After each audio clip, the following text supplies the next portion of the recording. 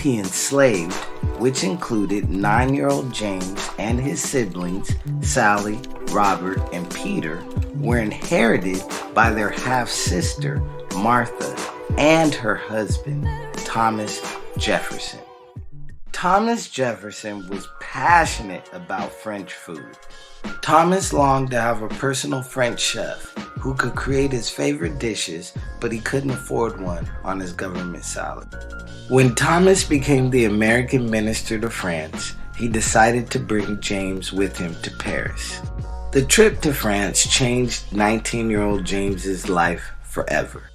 James trained with famous restaurateurs such as Monsieur Cambot and practiced cooking with chefs in the home of the Prince de Condé. Hemings likely learned to make macaroni and cheese during this time and popularized this new dish when he returned to America.